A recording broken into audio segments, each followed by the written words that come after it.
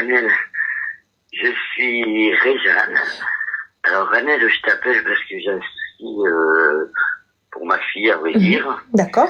Alors, je t'explique. Ma fille s'est mariée il y a 11 ans avec un musulman. Nous ne sommes pas musulmans du tout dans la famille.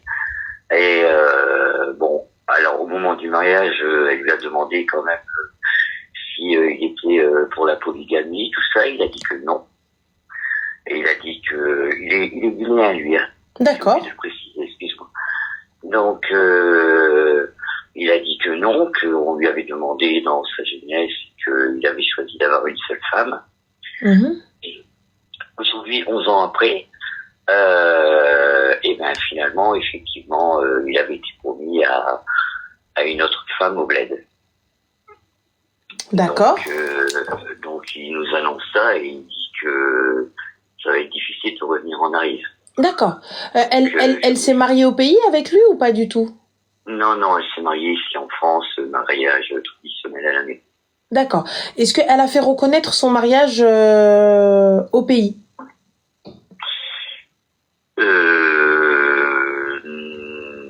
Lui, peut-être, oui. Mais elle l'a pas fait. C'est lui qui a fait la démarche. Alors, de ce que je sais, et je suis pas sûre de ce que je vais avancer, là, il va falloir peut-être voir avec un consulat. Normalement, on demande est-ce qu'ils sont mariés sous le régime polygame ou non. Si il dit oui, bah là du coup, il a droit à la polygamie. S'il dit non, bah là pour le coup, elle pourra le traîner en justice et il ne pourra pas se marier avec une seconde épouse. Il est guinéen, c'est ça, hein? Oui, il est guinéen, mais son but c'est de sauver son mariage parce qu'elle l'aime et de toute façon il y a beaucoup d'amour entre eux, même lui, hein. Lui, il aime sa femme. Oui. Et il veut pas la perdre. Mais il dit qu'il peut pas revenir en arrière, premièrement, pour la religion, et deuxièmement, parce que il a peur des gourous, tout ça, et tout ce qu'on pourrait lui faire. Oh. Alors justement, s'il a peur pour la religion, en islam, il faut savoir que nul mal ne nous atteint, sauf par la volonté d'Allah. C'est-à-dire que si je prie comme il faut et que je demande à Dieu la protection, je ne crains rien, s'il est croyant. Ensuite, qui viennent dire, mais non, parce que je dois l'épouser pour la religion, elle a jamais dit la polygamie est obligatoire. Jamais de la vie. Ça, c'est pas non, écrit. Pour lui, il a pris un engagement. Mais il a pris un engagement, il aurait dû. Ils ont signé quelque chose, ah oui là-bas au bled, voilà. Ah, s'il a signé un papier, là, c'est autre chose. Là, pour le coup, c'est... Il a signé un espèce d'autocollant, je sais pas quoi, et du coup, c'est un engagement. Et de toute façon, il s'est réengagé, et ça, on l'a appris aujourd'hui seulement, il s'est réengagé il y a 3 ans. Il y a 3 ans, on lui a redemandé, et il a dit, oui, je suis toujours d'accord pour l'épouser. Mais pourquoi a-t-il dit oui alors qu'il était marié avec sa femme? Parce que je pense qu'il a espéré que sa femme par amour le suive, mais ma fille n'est absolument pas d'accord pour la polygamie. Et du coup, la finalité, lui, qu'est-ce qu'il propose? Lui, ce qu'il voudrait, c'est que la fille là-bas abandonne son désir de se marier avec lui. Pour lui, c'est la seule solution. D'accord. Et cette solution, elle vient comment? Quelle est la demande? Une demande en mariage là-bas et elle viendrait en France, mais elle viendrait pas dans la famille de ma fille. Elle viendrait juste en France, dans sa famille, parce qu'elle a de la famille en France. Mais il compte la ramener comment, étant donné qu'il est marié en France? Je ne sais pas. Parce que ça, du coup, moi, ce que je vois, c'est devoir répudier, donc divorcer de sa femme ici, donc de votre fille, et par la suite pouvoir se marier légalement et la ramener. Mais moi, je sens qu'il va faire une dinguerie en essayant de convaincre sa femme actuelle, en lui disant t'inquiète, c'est juste pour la ramener et nous on se remarie derrière, pour divorcer et aller faire son schmilblick là, aller faire ça tambour je sais quoi, son délire. Là, moi c'est la seule solution que je vois de loin. Comment il a l'air d'apporter les choses. Parce qu'il commence par dire mais non je peux pas, mais non j'ai un engagement, mais moi tout ce qu'elle veut c'est venir en France, mais la seule solution pour qu'elle vienne en France, c'est qu'il la marie légalement et même en France et que son mariage soit reconnu en France. Et donc pour le coup, il faudra qu'il divorce de la femme actuelle. Et qu'est-ce qui me prouve par la suite qu'il va me remarier moi? Et pourquoi devrais-je divorcer? Ouais. Mais par contre, il dit pas qu'il veut la marier en France, il dit bien qu'il veut la marier là-bas. Oui, mais pour la ramener là-bas, ce sera avec un regroupement familial. Elle a 30 ans, je crois, 29 ans, je crois, aujourd'hui, et elle s'est gardée pour lui. En réalité, c'est sa cousine, hein, donc il s'est gardé pour lui, quoi, pour elle. Mais moi, j'entends totalement, elle se garde pour qui elle veut. Mais là, la solution, moi, là, que je vois arriver gros comme une maison, c'est pour la ramener en France. Elle va venir avec un regroupement familial. C'est la solution, les gars. C'est un regroupement familial. Donc, on ramène, on suit son époux. Et pour poursuivre son époux, il faut que le mariage soit reconnu en France. Comment peut-il être reconnu en France tout en sachant qu'il est déjà marié? Il est déjà marié. La polygamie en France est interdite. Donc, la seule solution qui paraît logique et plausible et qui va pouvoir faire en sorte que la deuxième viennent en France, c'est divorcer de la première. Et se marier en bonne et due forme avec la seconde. Moi, c'est ce que je vois. C'est la seule solution légale. D'accord. Donc là, c'est du foutage de gueule pro max. Il va falloir qu'à ce moment-là, s'il souhaite divorcer, qu'elle prenne un bon avocat. Qu'elle mette des bâtons dans les roues comme pas possible. Là, pour lui, s'il a pris un engagement, c'est son souci, c'est son problème. Il aurait dû en parler avec sa femme dès le début. Écoute, je veux me marier avec toi, mais moi j'ai un problème. C'est elle. Et je sens soit il va demander ça, soit ça va être de l'argent pour qu'elle quitte. Et qu'est-ce qui me garantit, une fois que j'ai donné de l'argent, qu'elle quitte réellement? Ouais. C'est là encore le problème. Parce que moi, je voyais, il y avait deux options. Soit elle demande de l'argent, soit elle demande à venir. Et lui-même, avoir une seconde épouse et l'assumer, par quel moyen? Ça a un coût, une femme. Quand bien même elle reste au pays, ça a un coût. Quand bien même il lui dit, ok, d'accord, il n'y a pas de souci, on la laisse là-bas, je suis obligé de me marier avec elle. Comment il va faire? Il va devoir l'entretenir. Et bien sûr qu'il va devoir l'entretenir. Même si ça coûte entre 500 ou 1000 euros, il va devoir l'entretenir. Et si demain il y a des enfants, parce que quand bien même il la marie pour aller, il honore sa parole. Mais il dit, ok, bon, écoute, moi je te marie juste, voilà, parce que je dois te marier. Mais il va devoir consommer ce mariage. Parce qu'un mariage en islam n'est valide que lorsqu'il a été consommé. Donc, on fait comment maintenant? Elle se retrouve enceinte, on fait quoi? Donc, il faut vraiment que là, ils prennent position. Et quand bien même il nous parle de marabout ou peu importe, etc., il a peur qu'on lui fasse quelque chose, ben, soit il s'en remet à Dieu et il fait les choses correctement, soit il ne s'en remet pas à Dieu et là, il doit donner ses intentions claires et précises. Il peut pas... Oui, aux yeux d'Allah, il peut révoquer sa promesse si... Mais totalement. De toute façon, enfin, ça, j'ai jamais entendu ça de ma vie. Le gars, il est arrivé, ok, il y a des gens, on promet, parce que c'est culturel, oui, mais c'est pas religieux. C'est culturel. Là, pour le coup, il a donné sa part. Ils ont allé là-bas au bled et ils ont signé quelque chose. Ah, donc il a été marié religieusement, alors? Non, il dit qu'il n'a pas été marié, il a signé une promesse de l'épouser, mais là-bas, au bled, et il a été voir un imam. Là, cette option, je ne l'ai jamais entendue. Et là, même les gens dans le live ne l'ont jamais entendue. Oui, là, pour ma part, c'est seulement culturel. C'est pas religieux. Et quand bien même, il doit vérité à la seconde. À partir du moment où il ne l'a pas épousé. Moi, je pense qu'il bluffe total. Honnêtement, comme les filles, moi, je pense que clairement, soit il s'est marié religieusement, et là, c'est le document qu'il a signé, soit il bluffe total. D'accord. Il ment, et étant donné que on ne connaît pas les coutumes et traditions, et vous encore moins, bah alors c'est sûr que là, il peut raconter ce qu'il veut, on va le croire. C'est sûr que nous, on se fie à ce qu'il nous dit, comme on n'a jamais été en Guinée. Et voilà, bon, il y a certaines choses qu'on connaît quand même sur la religion musulmane, parce que malgré tout, nous, on a des musulmans dans la famille.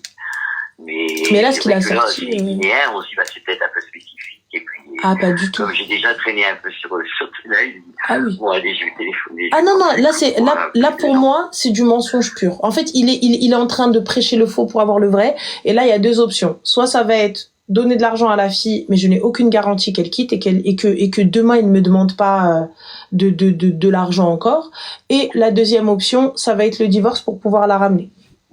Oui, parce qu'il a l'air vraiment malheureux, parce que ma fille a dit, écoute, si ça va, tout, on arrête là.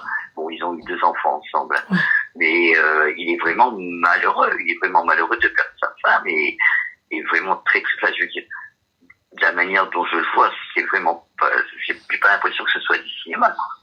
S'il est malheureux, il doit faire face. Moi, je pense que c'est réellement culturel, qu'il a dû peut-être donner sa parole en disant oui, je vais la marier et tout, etc.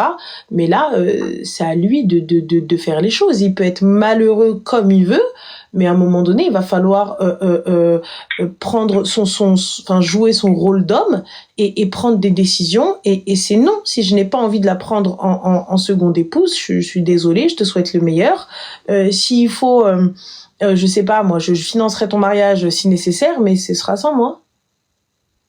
Ah oui, ça, ma fille, elle a dit, si tu veux te marier avec elle, pour moi, c'est terminé. Alors, elle passe pas par 4 chemins.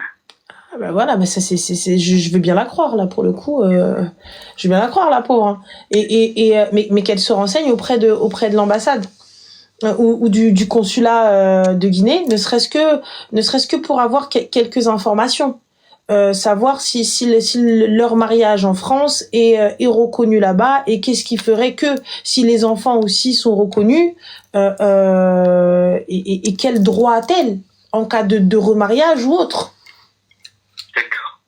Ça c'est important parce que ces enfants normalement ils doivent avoir aussi une double nationalité. Ils doivent prétendre à des droits là-bas. Si demain ou après-demain il se passe quoi que ce soit, comment garantir leurs droits, comment garantir leur héritage, comment garantir quelque chose. Il faut qu'elle fasse le nécessaire parce qu'elle aussi, elle a des droits. Ouais. Donc voilà. Bon. Merci beaucoup. Avec plaisir, bon courage, je vous en prie. Merci beaucoup pour les réponses. Avec plaisir, au revoir. Bonne soirée. Je vais ouvrir un cabinet de consulting, les gars. Ça y est, je vais faire du droit. Je vous le dis, guys. Je me rends compte en fait que je lis peut-être un peu trop d'articles, un peu trop de livres de droit. Moi, je trouve ça trop mignon. C'est un papa qui s'inquiète pour sa fille. Je trouve ça tellement mignon. En plus de ça, t'as vu qu'il a même pas descendu son beau-fils. Hein. Il a dit oui, il a l'air inquiet et tout. Franchement, c'est un padre bien. C'est un bon papa. C'est un bon papa. Voilà les gars, quand on vous dit soyez un bon père, ça coûte rien d'être un bon père. S'inquiéter. Ranel Pope, celle qui a sorti ça, je t'aime. Parce que je suis fan de Olivia Pope. Ça va, merci. Oui, comment vas-tu? Ça va, merci, et toi? Mais alhamdoulilah, dis-nous tout ma chérie, que puis-je pour toi? Alors, je vais commencer un peu par les détails pour mieux comprendre. Donc, moi, c'est pas un truc sentimental ou quoi que ce soit. C'est juste que je viens d'apprendre dernièrement que ma mère, elle est atteinte d'un cancer du sein. Mm-hmm. Et bon, et des fois, c'est pas que je l'énerve ou quelque chose. C'est elle est, comment dire, elle fait très attention aux détails et tout, et comment dire, tu vois ce que je veux dire? Et elle devient plus fragile, elle devient plus entre guillemets chiante, et donc du coup toi ça tu perds patience. Oui, voilà. Et moi, j'ai peur que ça affecte sa maladie et tout. Parce qu'il ne faut pas qu'elle s'énerve, il faut pas que... Et moi, dernièrement, j'ai essayé de prendre distance parce que moi, j'habite à Pau et elle habite à Tarbes. Donc, je pars plus la voir. Juste pour ne pas m'énerver ou pas... باش ما نفقسهاش, comme on dit. Ma chérie, tu as été enfant? Oui. D'accord. Tu as été une enfant qui n'a jamais posé de questions? Je sais pas. T'as grandi en connaissant absolument tout, en ne faisant pas de bêtises? En étant une enfant modèle? Non. On est d'accord qu'on a tous été chiants. On a tous répété 600 fois, c'est quoi ça? C'est quoi ça? C'est quoi ça? C'est quoi ça? Et ta mère qui répétait avec la même patience. وعلاش اختي احنا ما نقدروش نصبروا؟ C'est pas question de ça, c'est que je veux pas la contrarier par peur. Mais y a pas de souci, laisse-la crier. Elle est malade. Je sais, tu sais, je suis absolument pas en train de dire que oui, t'es une fille indigne, non, c'est pas bien. Je comprends que ce soit difficile pour toi. Je comprends que ce soit pas la logique des choses. Je comprends que, tu vois, Kataïei. Mais, on n'oublie pas. Alors, nous aussi, on a été petits. Nous aussi, on a été chiants. Et eux, ils grandissent. Tu sais, quand on grandit, on vieillit. Et on a l'impression de faire une boucle. T'es tout petit, tu grandis, t'es fort, t'es faible et tu redeviens petit. Oui. Tu vois? Donc là, pour le coup, tu l'énerves. Elle s'énerve, mais laisse-la. Essaye de... Pourquoi elle s'énerve? Elle s'énerve à cause de la chimio, mais qu'est-ce qui l'énerve? C'est quoi exactement? C'est la chimio, elle devient plus sensible. Elle me dit, et après elle me dit, je suis désolée, c'est à cause de la chimio et tout. Mais je sais, parce que déjà le médecin il lui dit, t'as pas assez d'humidité, t'as perdu les globules rouges, t'as ci, t'as ça. Et ma tante elle me dit, non, c'est pas normal, il faut pas qu'elle soit contrariée et tout. Donc, oui, non, il n'y a pas de... Il ne faut pas qu'elle soit contrariée. C'est vrai qu'idéalement, ce serait mieux. Mais là, pour le coup, tu n'es pas... Enfin, voilà, tu fais ce que tu peux. Mais évidemment, si elle veut crier, laisse-la crier. Je sais que toi, ça va t'haïr, ça va te fracasser. خليها على خاطرها تتسالي. Mets un cache. Comme si t'étais... Elle sort de ce corps. Laisse-la. خليها تغوت ولا تفقس ولا تخبط راسها مع الحيط. Une fois qu'elle a fini... Oui, oh, mais qu'est-ce qu'il y a? Qu'est-ce qu'il te faut? Même toi, t'as dit, elle revient, elle te dit, excuse-moi, désolé, pardonne-moi. Oui. Tu vois? Oui, je comprends. Donc, je sais que c'est difficile pour toi aussi parce que je pense que tu dois avoir aussi la pression du travail, la pression de la famille, la pression, tu dois t'en occuper toute seule. C'est compliqué, tu dois être là. Je comprends complètement. Wallah, je comprends. Et tu fatigues. Oui. Et tu fatigues, Oui. Mais parce qu'en plus de ça, tu sais, c'est les gens qui viennent te donner des leçons. Non, mais c'est pas comme ça, hein. Et les gens qui te donnent des leçons, c'est pas eux qui font. Tu sais, les gens qui disent, mais non, toi, c'est pas toi qui est là, non?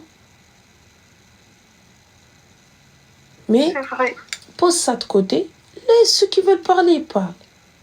Merci, sabri ma'amountek, ramouintek mreda. D'accord. Tu vois, ça va être compliqué. C'est comme si tu mettais des écouteurs. Ensuite, enlève les écouteurs de lui. Du coup, on fait quoi? On va marcher ou pas? Moi, tu sais ce que ma mère elle nous a fait, Anna, quand elle a été opérée, elle a eu des complications. Pendant 1 an et demi, elle a été en maison de repos, elle était en fauteuil roulant. Elle ne pouvait pas marcher. Et les médecins ils nous ont dit, oui, chez vous, en Afrique, c'est compliqué parce que vous faites tout à vos parents. Et c'est vrai, t'avais le kiné qui venait, qui lui faisait des exercices. Et nous, comme dès qu'elle avait besoin d'un truc, on la laissait pas se lever, on allait direct le faire. Du coup, le médecin me dit, mais ça sert à quoi? Ça sert à quoi, nous, on essaye de la lever et vous allez lui faire direct et tout, etc. Elle me dit, en Afrique, vous avez cette idée de servir le parent, de servir, de ne pas le laisser se lever tout seul. Et c'est la vérité, chez nous, on est comme ça. Oui, c'est ça. Mais il m'a dit, c'est pas bon. Il faut la laisser se lever. Il faut la laisser faire, parce que sinon, elle bougera pas. Elle bougera pas et elle va rester assise. Et du coup, après, elle restera en fauteuil. Il me dit, donc c'est pas... Ben nous, qu'est-ce qu'on faisait? On a eu le malheur d'écouter le médecin. Et Khadija, pendant 7 mois, elle a appelé la planète entière pour dire qu'on était des msrotettes. Moi aussi, elle me dit ça. Elle me dit des msrotettes. Ah oui. Elle a appelé la planète entière pour dire qu'on était des msrotettes. Elle a appelé la planète entière. Et tout le monde qui nous appelle, qui nous dit, oh, c'est pas bien ce que vous faites à votre mère. Haram alaykoum. Regardez ce qu'elles font. Elles me donnent pas à boire. Elles me donnent rien du tout. Elles le posent à l'autre bout de la pièce. Mais non, c'est le médecin, il nous a dit de faire ça. Pour la lever. Oui. Et ma mère, elle était là. Siri, Allah yskhat alak. Siri, Allah wafqak. Siri, Allah. Wesh, frère.